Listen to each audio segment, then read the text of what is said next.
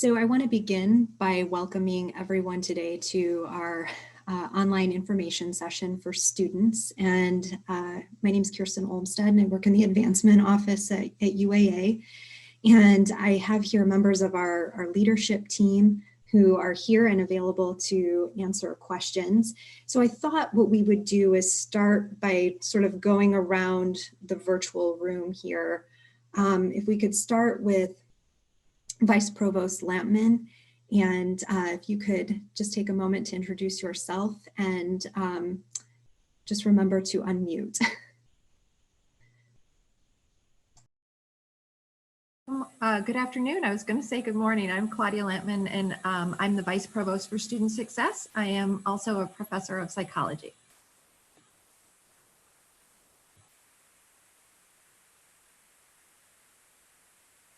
Good afternoon, everyone. My name is Bruce Schultz. I'm the Vice Chancellor for Student Affairs. It's good to be with you this afternoon.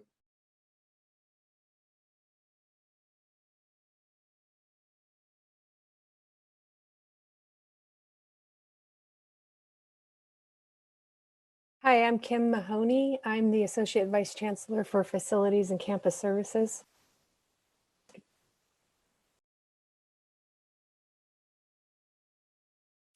This is Beverly Shuford. I'm Vice Chancellor Administrative Services. And hi, this is Ben Shire, Interim CIO for the University of Alaska Anchorage. Thanks.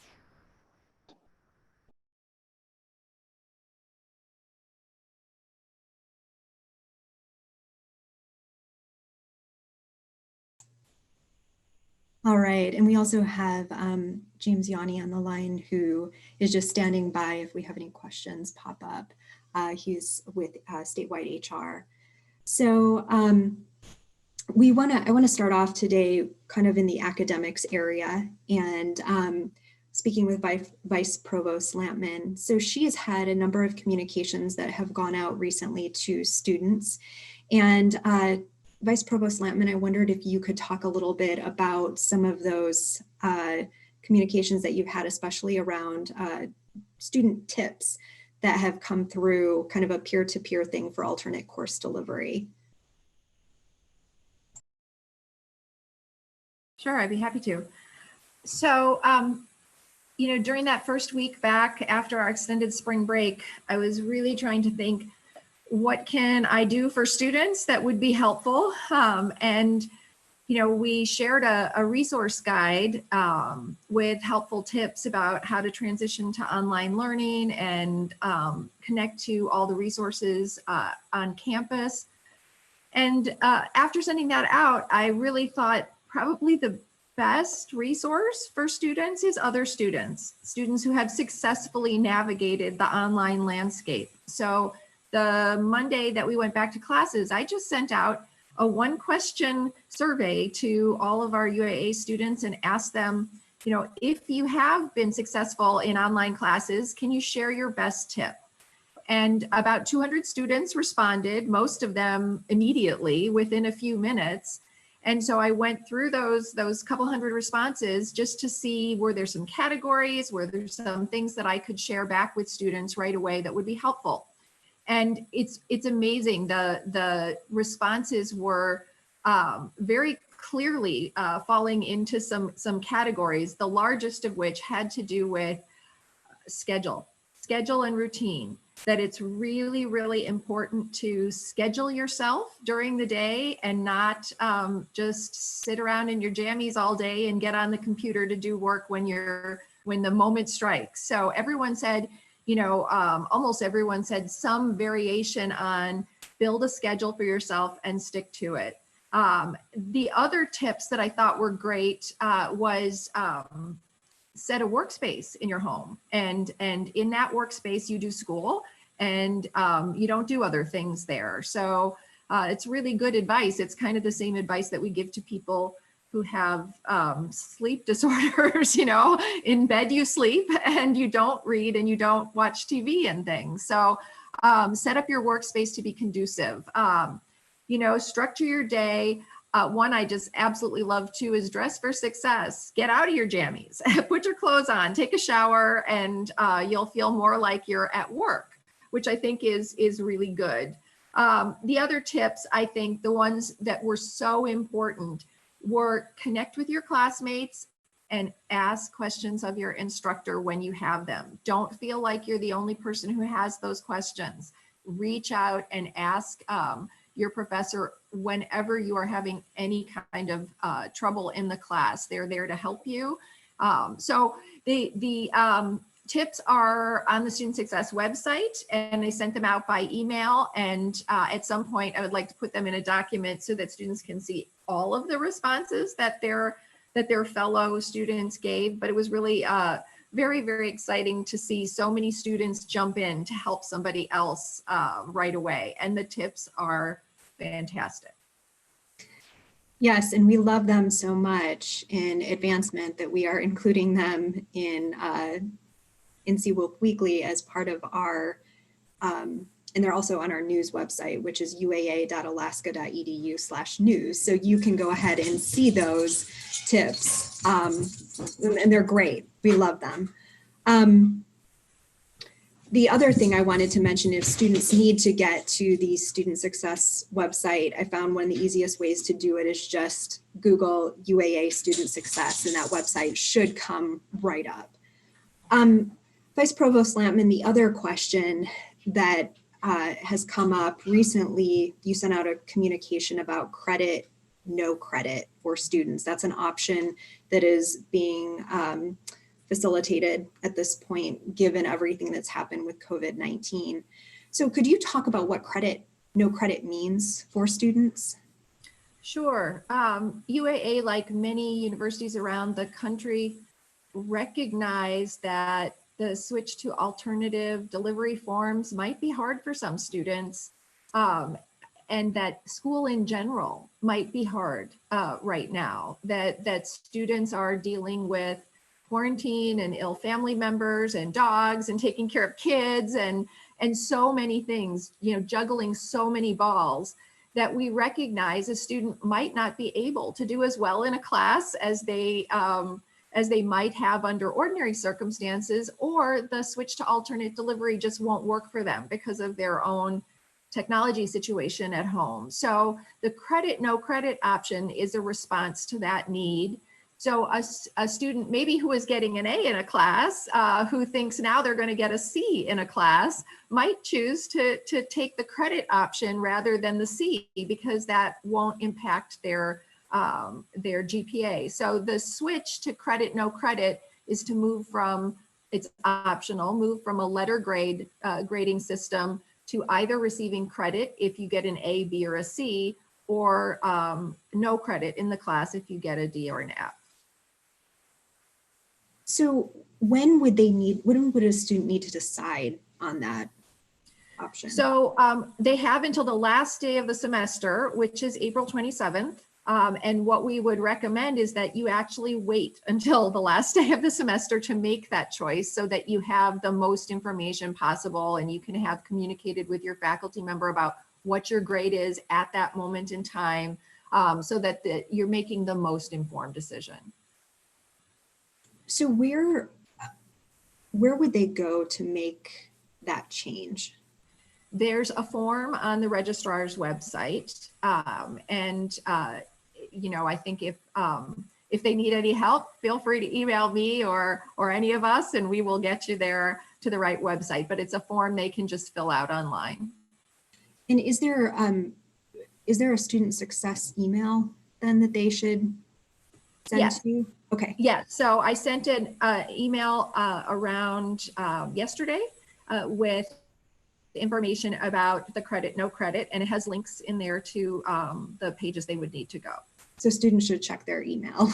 Check your email every day. And that actually was a student to student tip, which is check your UAA and your preferred email address every single day, and check on Blackboard for updates from your professor every single day.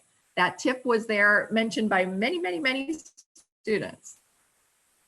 And is there anything else they should know? I think one question you might have in your FAQs asked about a credit grade earned in spring 2020 or summer 2020 and how that affects future courses. Yeah, I think the thing that they want to do is probably have a discussion with their academic advisor about it. There are some groups of students for whom it might not make sense to switch to credit. So students who maybe are applying to graduate school or need a certification or licensure, a letter grade is probably needed for that. If they're a veteran or an international student or an athlete, there might be some implications, but a letter grade, sticking with a letter grade might be better. So I would recommend having a conversation with your academic advisor about it, because they know all of the things that could be impacted by switching to credit, no credit. And the last part of your question, I think I'm forgetting now. Just about how a credit grade earned in spring 2020 or summer 2020 impacts future courses in the academic plan. So the potential impact, the good news is if you switch to credit, if you get credit for the course, it will fulfill prerequisites, for future courses. It might not automatically be applied, and so a student might need an override to register for a future class, but they can be absolutely guaranteed if they pass the class with an A, B, or C and get credit for that class, if that's what they choose, that will fulfill all of the requirements moving forward if it's a prerequisite for something else. Thank you, Vice Provost Lampman. And is there anything else you want to add before we move on to our next person here? Oh, my pleasure. I think the only thing I would add is I hope you're giving the alternate delivery methods a try. I know our faculty are working so hard to meet the demands. My daughter is a student at UAA. She's quarantined in my basement right now. She's taking 5 classes this semester, and she's been telling me about the great things that her faculty are doing to make her classes work. So I hope you give it a try. Don't make any hasty decisions. Talk to your academic advisor if you need to, and I'm happy to answer any questions anytime. Just send them my way. Good luck. Thank you so much. We're going to switch over to Vice Chancellor for Student Affairs, Bruce Schultz. And part of what we want to talk to Vice Chancellor Schultz about is how the university is handling community restrictions, travel-related restrictions on campus right now. So Vice Chancellor Schultz, could you talk a bit about the mandates that came through from the governor over the weekend and what that means for the campus community, who is, really at home in many ways right now, but what does this mean for faculty, staff, and students at UAA?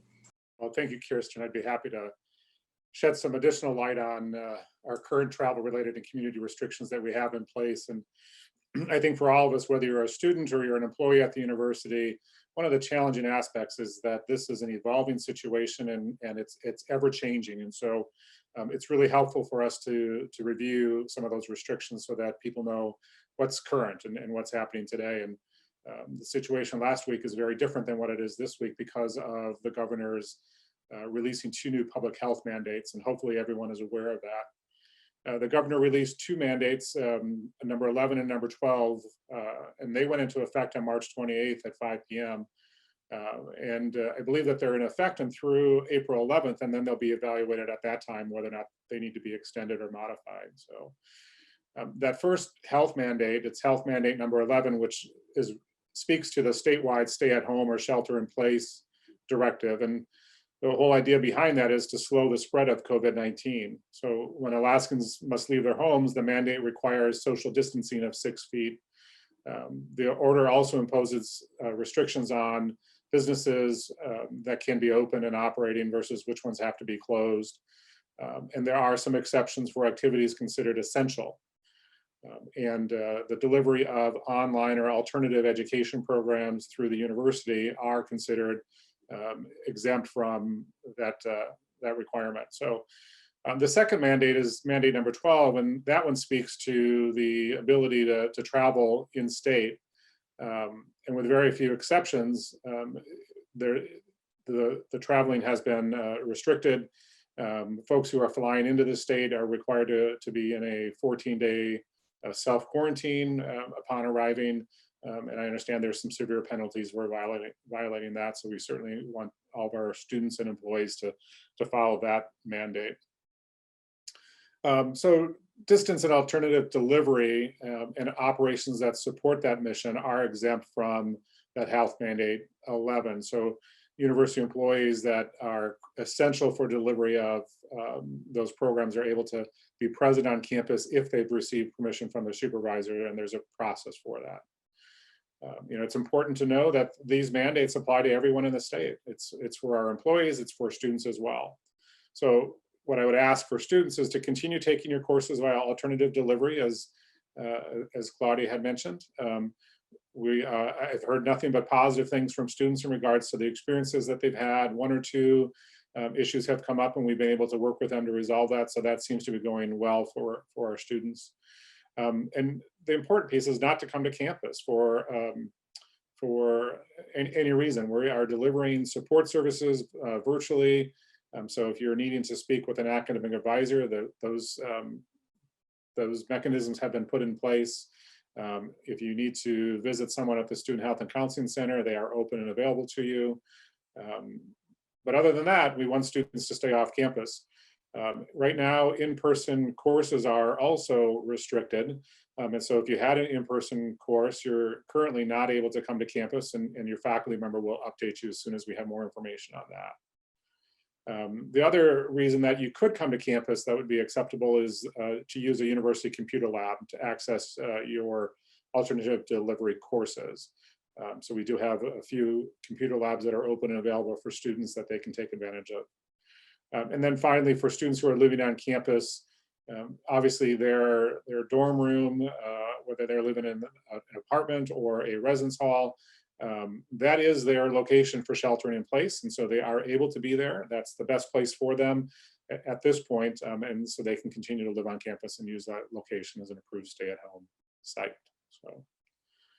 So I think that's a good recap of where we stand today with our travel-related and community restrictions. Yeah, thank you, Vice Chancellor Schultz. Yeah, the governor's mandates certainly changed some things for us, including, as you mentioned, face-to-face courses, and those were happening only in a very limited capacity, but they are not happening right now.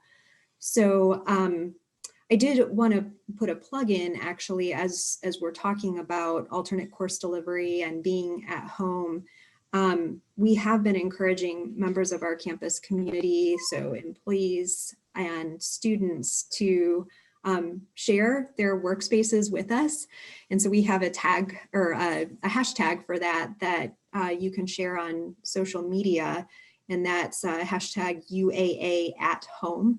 And so we do encourage students to share those photos with us because we want to feel that connection. And so Chancellor Sandine had a message that went out Friday about that. And then also, as Vice Provost Lampman mentioned, for the student tips, check your email, because the email about the mandates also went out on Saturday. So anyway, you'll find both of those things in your inbox. So thank you, Vice Chancellor Schultz. And I'm going to use this to segue over to Ben Shire, our CIO.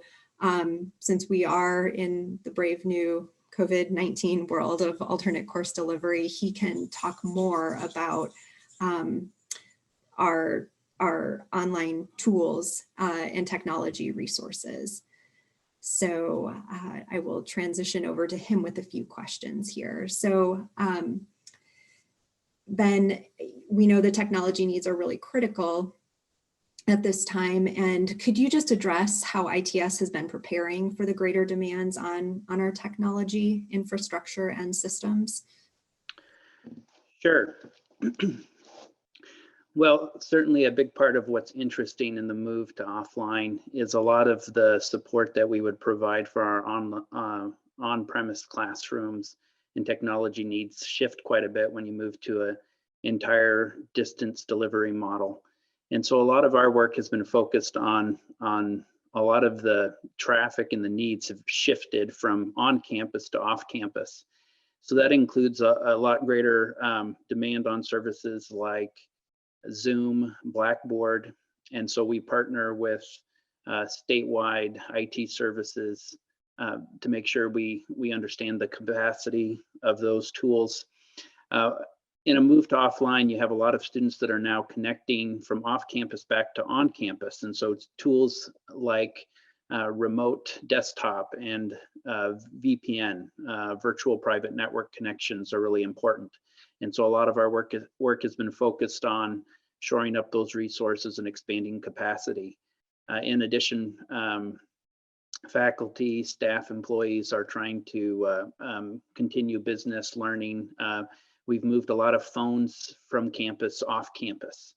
Around labs, we continue to have labs available, and a lot of that work is around making sure that appropriate social distancing protocols and cleaning protocols are in place. We've worked with the library to make sure that our general access computer lab there is available and cleaned routinely after each use. And then we've been working with several of the different schools and colleges around virtual lab access and remote access to those environments. We're in the process right now, in fact, of putting up a page on our site that will list all of the virtual labs that can be connected to that are available. If a student is using it on campus in one of the labs, it won't show it. It will just list those that are actually accessible to be connected to remotely. We're also expanding some of those environments right now. We're in the process of adding more capacity there to support both end of semester and summer semester needs there. And then finally, I would just note that in a shift like this, there's a lot of demand for both computer access and internet access that previously was accessible on campus. Now students are looking for that access remotely, not just students, but staff and faculty. So we have been working with statewide and with the telecom providers here in the state, both in the urban areas and rural, to make sure that there were options. And the providers have really stepped up. On a page I'll reference here in a minute, we have listed these offers from our internet providers, GCI, ACS, and others, to support students getting through the remainder of the semester. So that's been a big part of our focus the last few weeks. Could you talk about the virtual UA virtual campus? Because I know that's a tool for students and how they can access that. Yes, absolutely. So on any University of Alaska Anchorage webpage, at the top, there's a banner that has a link to the UA coronavirus information website.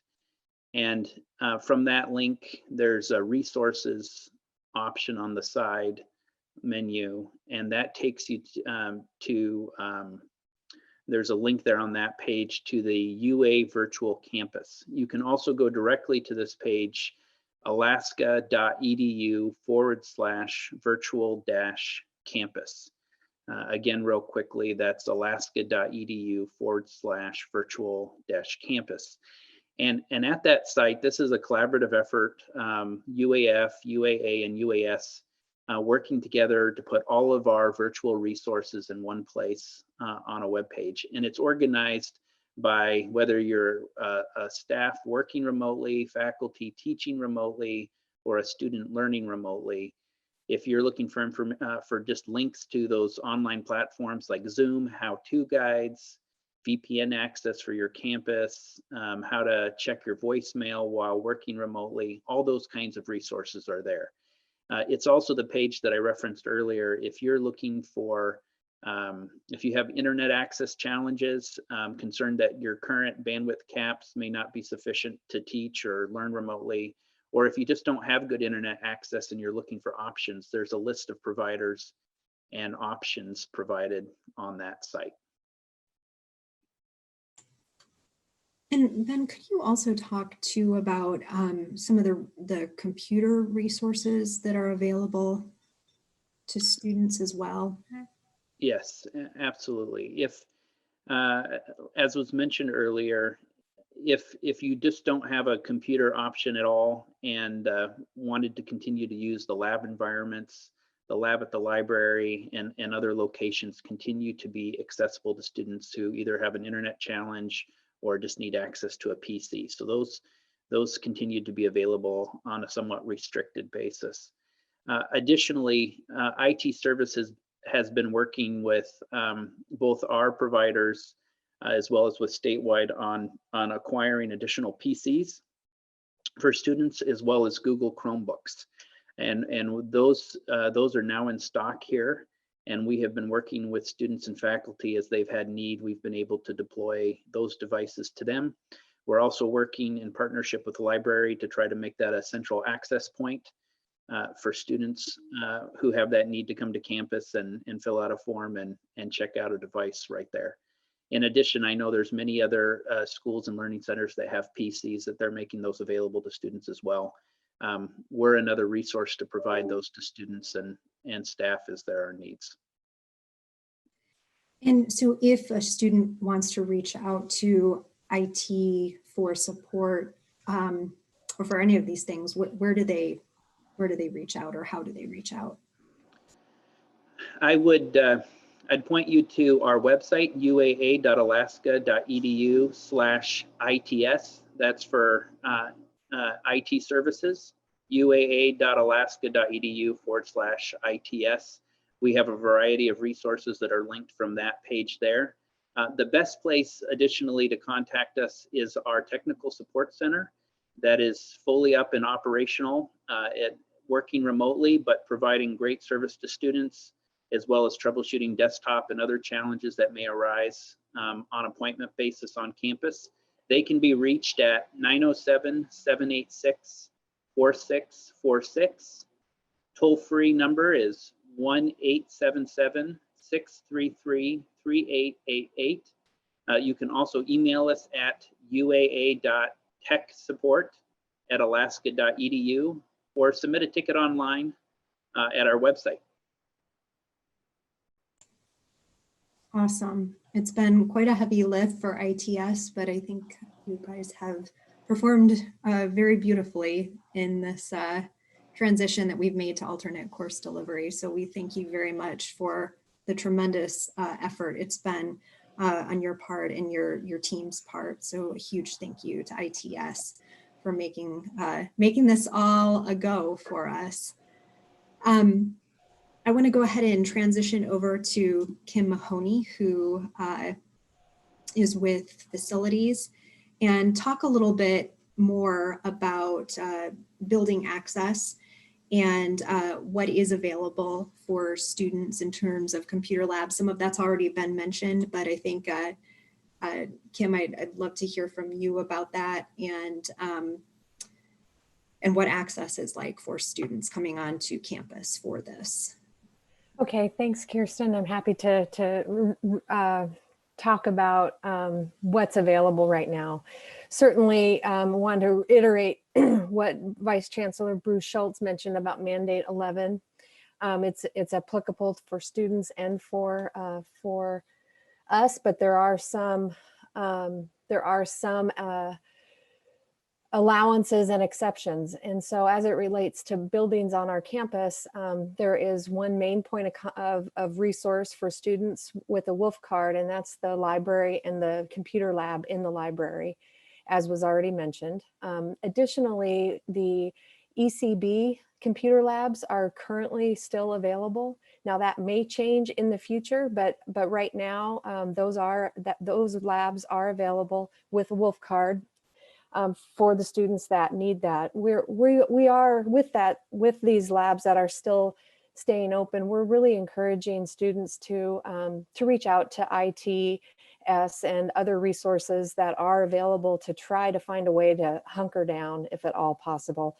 We are concerned about your success, and we want to provide the resources you need for that and access that you need, but we're also concerned about your safety. So along with that, there are other services that are still available on campus for students. But for all of those other services, we're recommending that you reach out virtually or through a phone call or an appointment before you come to campus. There's one exception to that, and that's the Health and Counseling Center at Rasmussen Hall. That particular service is available, and accessing that building, you can arrive and just use your phone to call for someone to come to the door and advance you in for those services. There's also the Dean of Students office in that building. So those are both of those units are supporting students through this time, not only the residential campus, but all of our UAA students. But for everything else, it really is, we're relying more on the virtual contact first, so that we can try to minimize your exposure and still provide the services that you need.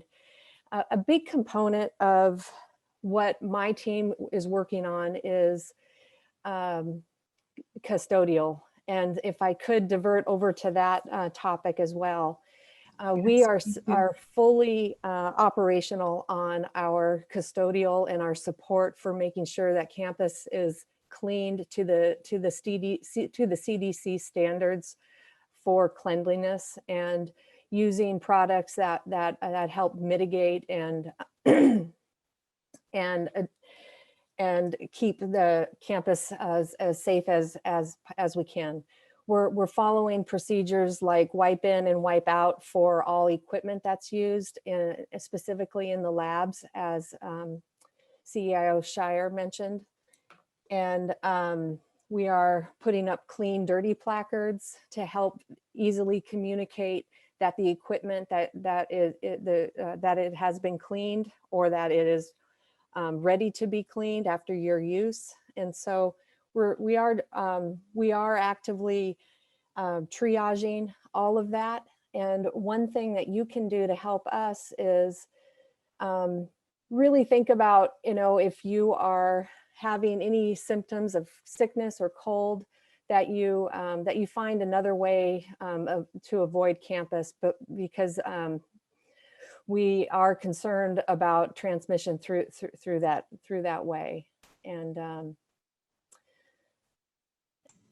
Yeah, the cleaning piece of it has been so important, and we're so grateful to facilities and maintenance operations and the custodial staff for their diligence to keep our campus safe through regular cleaning. And that also has been a pretty heavy lift, and so we thank you for your efforts there. I also just wanted to mention that you talked about the Student Health and Counseling Center and the Dean of Students office in Rasmussen Hall. And those numbers for access are posted on the door of the building. In fact, across campus, you'll find, postings on the doors for access, if that's possible within that building. Of course, now we're under these mandates from the governor, so very limited campus access at this point. So Kim, thank you so much. I'm going to transition over to Vice Chancellor of Administrative Services, Beverly Shuford. We just have a couple questions for Vice Chancellor Shuford related to fees, and that seems to be a recurring question students have. So Vice Chancellor Shuford, the first question that I have for you is related to parking passes, and people are asking, will they be reimbursed for their parking pass? Right, Kirsten. We are working through that, as with many Vice things. Chancellor Shuford, could you for some reason your mic is showing as muted. I don't know why. You're unmuted? Yes. Okay, great. Okay. I am unmuted. I hope you can hear me. If not, shut me down and we'll try again. I can hear you. My apologies. Great. Yes, Parking Services is providing a refund process for parking permits, especially for our students in housing. We went ahead and got those processed for students that can no longer live in housing. If you go to the UAA FAQs and our campus services area, there is more specific information about parking, or you can go to the parking website. There's a form to complete. As with many things at UAA, it's more complex than you ever think. So, but we are working through that diligently. So if you need a parking refund, the partial refund for the semester, because many of the things have already occurred, such as most of our snow removal. So we had a standard refund schedule already set up for parking for any reason someone was no longer on campus. So we're utilizing that. For most students, the partial refund, if they had a permit through the end of the spring, is between $10 and $30. Doesn't sound like a lot, but we know in this environment that if you need it, we want to get it to you. So there is a process in place for the parking refunds. Sure. Vice Chancellor Schufert, could I have you pause for just a moment? I just want to make sure the other folks on the call are hearing you too. I am hearing you, but for some reason our cameras aren't switching over. On mine, I'm not seeing you as the speaker. I'm still seeing Kim. So I just want to make sure as long as people are hearing you, that's the important thing. And Kim, just so you know, we've still got you on screen for the moment. So it sounds like, am I seeing shaking heads? People are hearing Vice Chancellor Schufert. Okay, well, we will keep rolling with it. I don't know why we have this little glitch here, but you know what? CBOLs are strong and resilient and flexible. So we'll keep powering on through here. Did you have anything else to add about parking? That's pretty much it on parking. Students, there's a lot of questions going on. Obviously, if UAA has canceled a course, it goes through an automatic refund process. That's our guarantee. If for some reason you can't complete the course, we're working on better FAQs on there, but we do have a petition for refund process. So do students need to go and fill anything out for that, or because that's a known, that's something that they will just see in their student account? Again, everything's more complex than there's lots of, it depends. So if they withdraw from the course, the FAQs will detail how to go through that petition for refund, since we are way past that full refund date, but we understand there's lots of COVID-19 implications. So we will be very generous in interpreting those. Sure. So when you are referencing the FAQ page, we're talking specifically about the coronavirus website, which is a statewide website that UAA has an area on that site. And it's specifically designated for student questions. Excuse me. So that site is Alaska, I'm going to try this one more time, alaska.edu/coronavirus19. And that's how you can get to the FAQs that Vice Chancellor Schufert is referencing. We also have had some questions just related to student fees in general for the rec center, things students are not able to access at this time.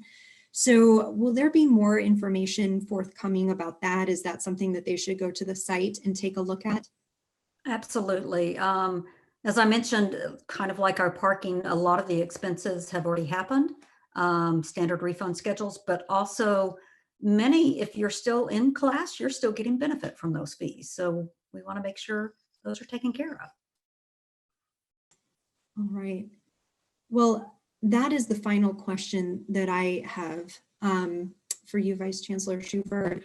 I just want to say thank you to everyone who has participated in this online information session for students.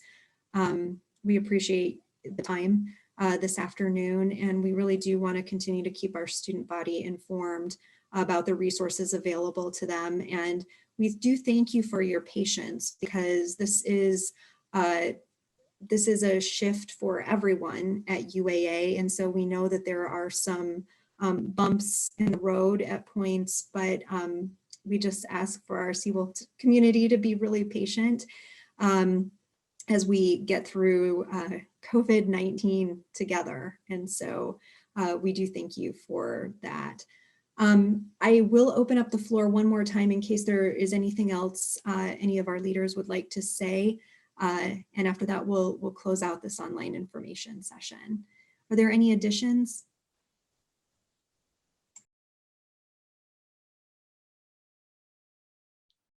All right, I'm seeing no more additions. So thank you so much, and we'll close this out. Thank you. Thank you. Thank you, Kirsten.